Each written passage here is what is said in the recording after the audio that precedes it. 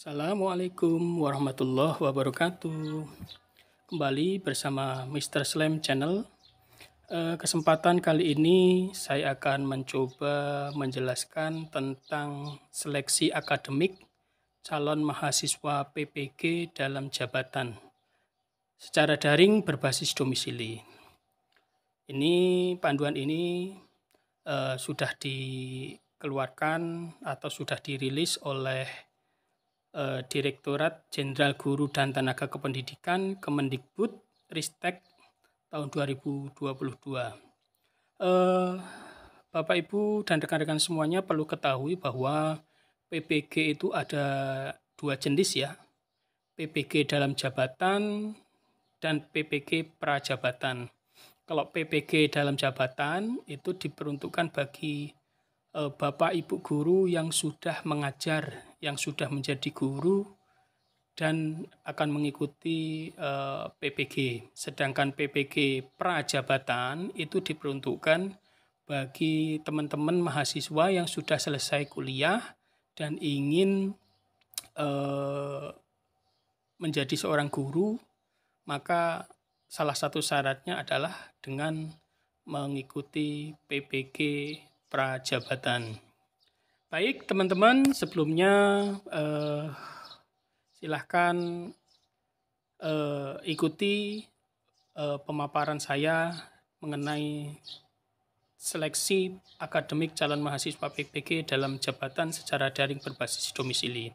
Perlu diketahui bahwa PPG untuk dalam jabatan ini dilaksanakan secara daring berbasis domisili. Dalam artian pelaksanaannya dilakukan di rumah atau kantor atau sekolah yang dianggap bisa mengakses internet dengan baik dan stabil. Maka tidak perlu ditempatkan di satu tempat yang sama atau di mana. Jadi ini tergantung dari masing-masing Bapak Ibu peserta. Perlu diketahui bahwa seleksi akademik calon mahasiswa PPG Daljab adalah uji kompetensi. Nah, ini tujuannya adalah untuk menguji kompetensi yang diselenggarakan secara serentak dalam jaringan atau daring ya, online, untuk mengukur pemahaman konsep atau materi pencapaian tujuh capaian pembelajaran PPG. Kemudian seleksi akademik berbasis domisili ini adalah seleksi yang dilakukan secara online atau daring dengan peserta berada di tempat tinggal atau domisili masing-masing atau tempat yang dipilih oleh mahasiswa dengan pertimbangan akses internet. Jadi bisa di rumah, bisa di mana saja, yang penting akses internetnya lancar dan tidak tersendat.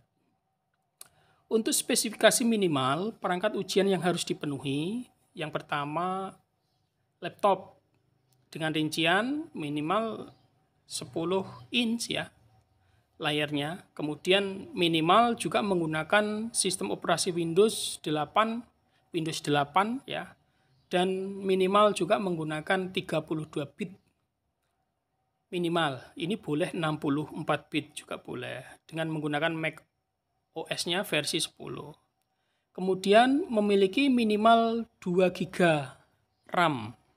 RAM-nya minimal 2 GB. Kalau sekarang banyak sekali laptop-laptop yang sudah di atas 2 GB. Kalau dulu memang mungkin ada yang 1 GB.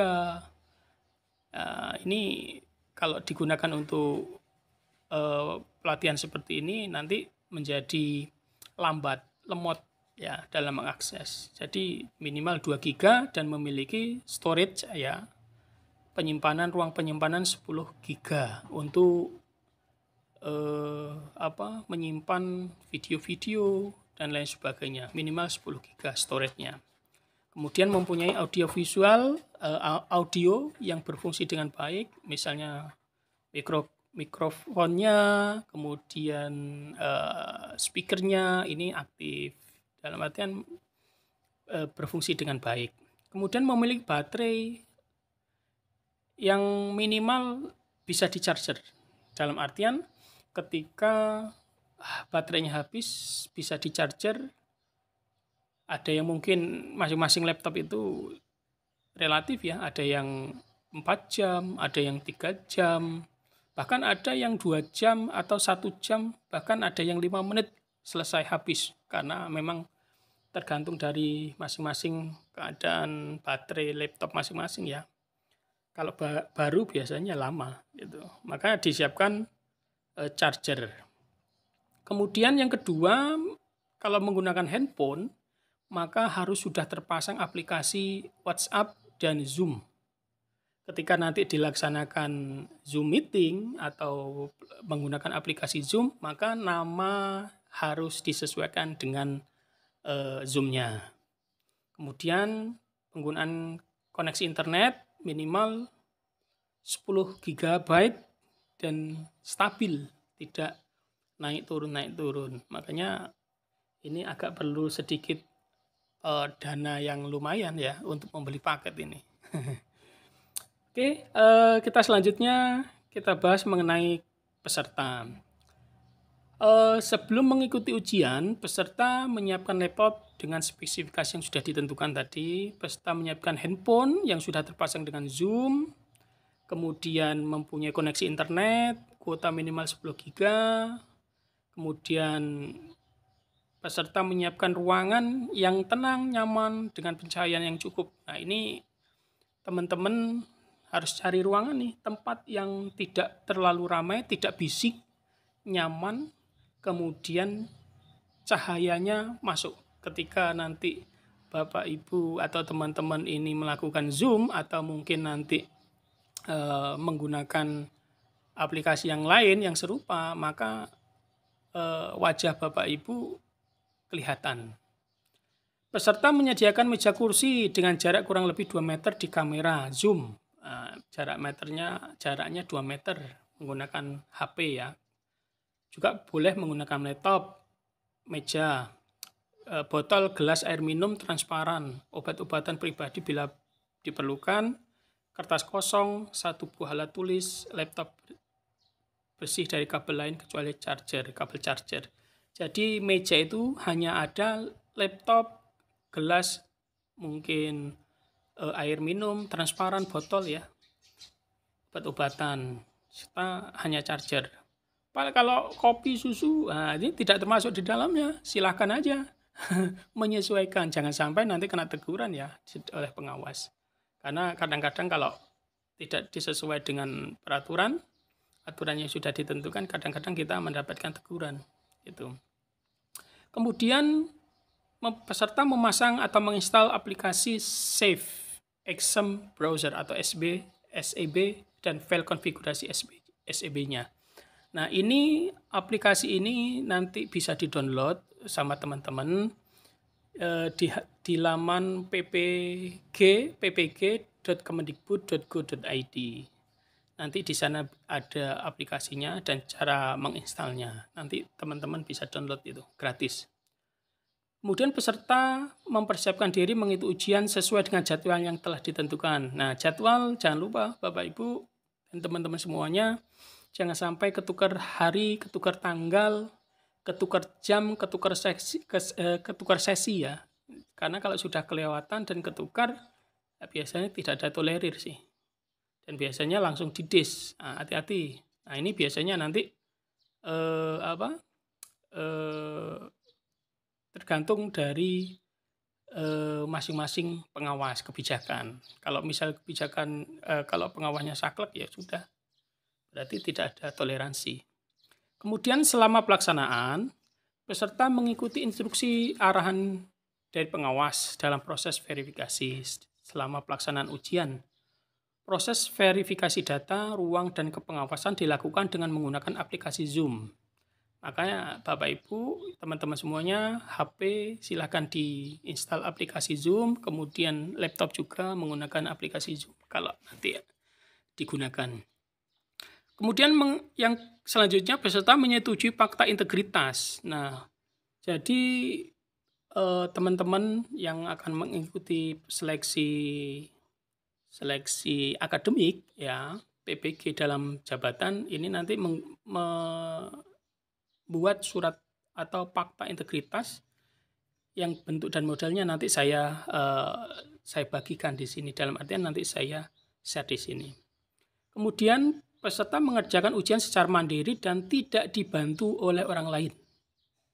Nah, Bapak Ibu dan teman-teman semuanya ini dilarang menggunakan joki atau pihak ketiga atau orang-orang yang membantu.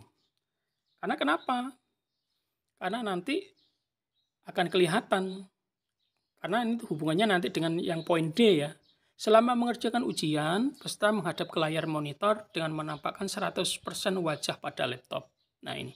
Jadi nanti teman-teman yang menggunakan kerudung diperbolehkan, tapi tidak boleh menggunakan masker karena tidak akan tertutup. Nah, jadi nanti akan disesuaikan foto dengan gambar wajah kita pada saat pelaksanaan ujian. Karena nanti kalau dibantu juga akan kelihatan dan akan kedetek. Kalau sudah kedetek melanggar peraturan maka akan dihentikan dan secara otomatis teman-teman akan didiskualifikasi dalam pelaksanaan ujian seleksi akademik. Kemudian selama pelaksanaan ujian, peserta harus selalu berada di tempat duduk yang terpantau oleh kamera Zoom pada HP.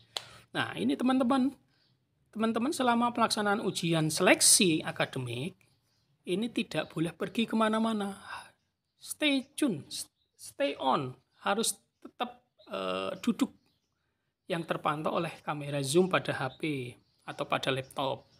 Jadi teman-teman tidak boleh kemana-mana, apalagi ke toilet yang tidak terpantau oleh kamera. Ditakutkan ada coretan-coretan atau bahasa Jawanya kepean ini yang diambil dari tempat lain. Ini tidak diperbolehkan, mengantisipasi itu. Kemudian peserta mengikuti tata tertib yang ditetapkan oleh panitia selama proses ujian. Setelah pelaksanaan, peserta menunjukkan kepada pengawas terkait coretan-coretan yang tertulis di kertas kosong saat mengerjakan ujian, soal ujian, dan selanjutnya dirobek coretan-coretan tersebut di hadapan pengawas. Jadi kalau teman-teman nanti selama melaksanakan ujian nanti ada coretan-coretan, ada tulisan-tulisan, maka disampaikan kepada pengawas, kemudian nanti disobek coretan-coretan tersebut kemudian dibuang. Kemudian peserta mengakhiri ujian sesuai arahan pengawas. Nah, itu selama pelaksanaan. Kemudian ada tata tertib peserta ujian. Ya, yang pertama peserta wajib harus menginstal Save Exam Browser pada laptop. Kemudian peserta harus masuk di ruang Zoom paling lambat 30 menit sebelum pelaksanaan ujian. Berarti kita diminta untuk standby 30 menit sebelumnya. Peserta harus mengikuti ujian sesuai dengan jadwal yang sudah ditentukan. Nih, Bapak Ibu jangan lupa hari, tanggal, jam, sesi. Jangan sampai ketukar hari ya. Peserta harus berpakaian sopan dan rapih, tidak menggunakan kaos. Dihimbau untuk menggunakan pakaian hem atau kemeja. Peserta mengerjakan ujian di dalam ruangan yang tenang, nyaman, dan dengan pencahayaan yang cukup. Nih, cari ruangan yang tenang, tidak diganggu oleh anak-anak, tidak ada berisik, ya, bisa untuk konsentrasi dalam mengerjakan ujian. Kemudian ini tadi yang hanya dibolehkan di atas meja. Kemudian peserta harus mengikuti dan mentaati pengawas dalam proses verifikasi dan selama pelaksanaan ujian. Kemudian apabila pada saat pelaksanaan ujian tampilan peserta di aplikasi Zoom tidak sesuai petunjuk atau aplikasi Zoom peserta mengalami masalah sehingga video tidak tampil di aplikasi pengawas, proses ujian dari peserta tersebut akan dihentikan untuk sementara waktu. Kemudian mengklik stop begitu Zoom peserta terhenti. Peserta akan diizinkan untuk melanjutkan ujian setelah kendala tersebut teratasi dalam maksimal 10 menit. Apabila belum kelar, maka dalam batas waktu yang ditetapkan, maka dihentikan dan dinyatakan tidak lulus. Nah, ini hati-hati teman-teman dalam pelaksanaan ujian online ini, karena kendalanya, permasalahannya hanya ada di sinyal. Jadi pastikan sinyal dari teman-teman internet dari teman-teman itu stabil. Jangan sampai tersendat-sendat, bahkan mungkin tidak terdengar atau tidak kelihatan videonya. Karena bisa dihentikan dan dinyatakan tidak lulus. Peserta harus mengerjakan ujian secara mandiri dan tidak dibantu oleh orang lain. Selama mengerjakan ujian, peserta menghadap ke layar monitor dengan menampakkan 100% wajah laptop pada laptop. HP yang digunakan pada Zoom disetting dalam posisi hening. Hening itu mikrofonnya dimatikan. Untuk panggilan telepon semua dinonaktifkan dan di-unmute untuk Zoom. Unmute itu mikrofonnya dimatikan ya. Peserta dilarang mendokumentasikan dan menyebarkan soal seleksi akademik berbasis domisili dalam bentuk apapun. Kita tidak boleh men-screenshot, kemudian memfoto, kemudian mengunduh soal-soal yang sudah ada dalam aplikasi, karena ditakutkan nanti akan menjadi bocor dan biasanya itu akan terlacak siapa yang menyebarkannya. Peserta dilarang melakukan kegiatan lain yang tidak ada hubungannya dalam pelaksanaan akademik berbasis domisili. Ini nggak boleh ngapa-ngapain kecuali hanya mengerjakan ujian. Wah, bosan banget kelihatannya ya. Kemudian peserta dilarang meninggalkan tempat duduk yang terpantau oleh kamera HP. Apalagi pergi ke toilet selama ujian berlangsung, silahkan dilakukan sebelum atau sesudah ujian. Nah, selama pelaksanaan nggak boleh ke toilet, teman-teman. Teman-teman fokus pada pengerjaan ujian, soal. Karena nanti kalau ada di toilet atau mungkin pergi ke toilet, nanti dikhawatirkan sudah ada kepean yang sudah disiapkan oleh teman-teman. Peserta dilarang makan atau merokok. Nah, ini yang paling penting bagi perokok itu adalah permasalahan berat. Tidak boleh merokok ini selama pelaksanaan ujian. Peserta diperbolehkan minum air putih dari botol transparan atau minum obat yang sudah disiapkan terlebih dahulu tadi. Panitia atau pengawas berhak menghentikan pelaksanaan seleksi akademik yang sedang berjalan untuk peserta secara individu pribadi jika ada peserta yang melakukan tindakan kecurangan atau melanggar ketetapan dan peraturan. Ini perlu diperhatikan teman-teman. Jika teman-teman ada indikasi pelanggaran, maka panitia atau pengawas berhak berhak menghentikan pelaksanaan ujian teman-teman, dan secara otomatis teman-teman tidak lulus. Hati-hati. Pelanggaran dan sanksi ini ada pelanggaran ringan, ada pelanggaran sedang, bisa dibaca ya, ada pelanggaran berat, ada pelanggaran sangat berat. Nih teman-teman bisa baca sanksi-sanksi yang nanti teman-teman dapatkan kalau teman-teman melanggar aturan dalam pengerjaan ujian seleksi akademik. Kita lanjut. Oke. Nah, ini contoh fakta integritas seleksi akademik ya, calon mahasiswa PPG Daljab secara daring berbasis domisili. Oke. Kemudian ini formatnya, kemudian diganti nama kota, tanggal, bulan, tahun, kemudian nama peserta ujian. Oke, ini panduan untuk pengawas.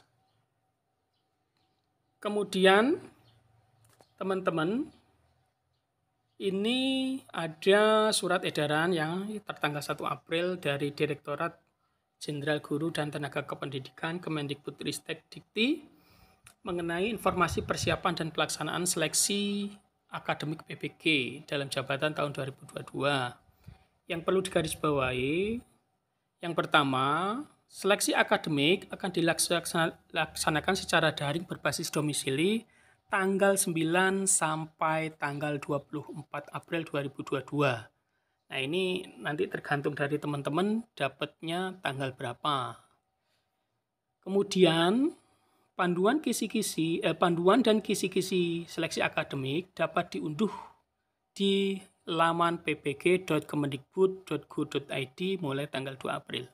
Jadi panduan dan kisi-kisi seleksi akademik sudah ada, teman-teman. Silahkan teman-teman download di laman ppg.kemendikbud.go.id. Kemudian tahap persiapan seleksi akademik oleh peserta sebagai berikut.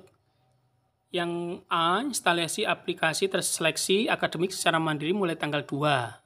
Jadi instalasi aplikasi sudah mulai bisa, mulai dari tanggal 2 ya, dari teman-teman, dan dapat diunduh di laman PPG Kemendikbud ini tadi. Cetak kartu peserta seleksi akademik pada tanggal 6 April melalui akun SIM PKB masing-masing. Nah, ini bisa teman-teman cetak sendiri ya, secara mandiri di SIM PKB masing-masing. Kemudian kondisi peserta dengan pengawas sesuai pembagian sesi masing-masing peserta tercantum pada kartu peserta.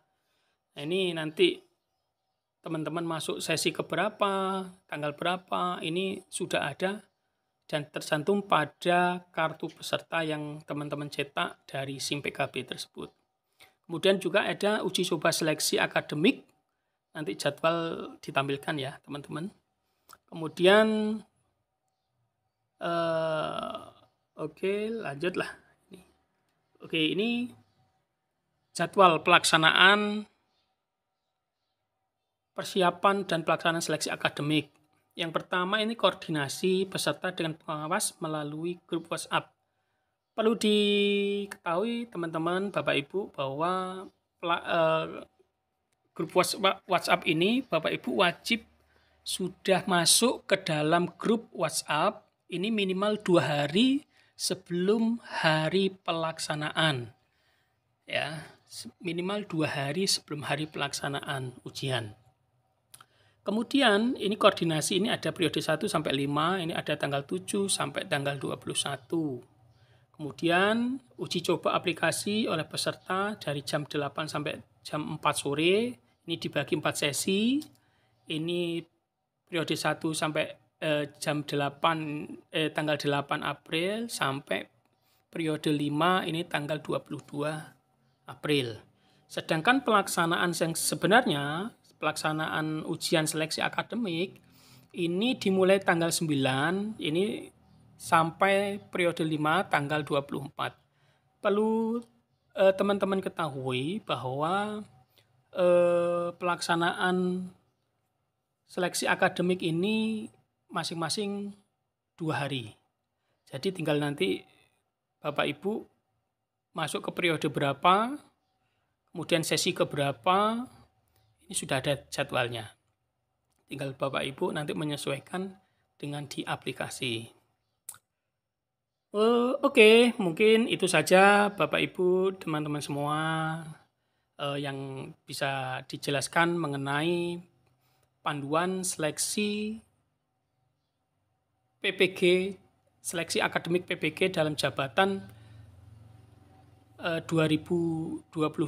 Mudah-mudahan panduan ini, video ini bisa bermanfaat dan bisa membantu teman-teman agar lebih memahami dalam pelaksanaan sehingga nanti tidak terjadi kebingungan dalam pengerjaan. Jangan lupa untuk like and subscribe, dukungannya kami ucapkan semoga sukses dan jangan lupa dukung kami selalu di YouTube channel kami di Mr. Slam Channel. Terima kasih atas perhatiannya, kurang lebihnya mohon maaf. Assalamualaikum warahmatullahi wabarakatuh.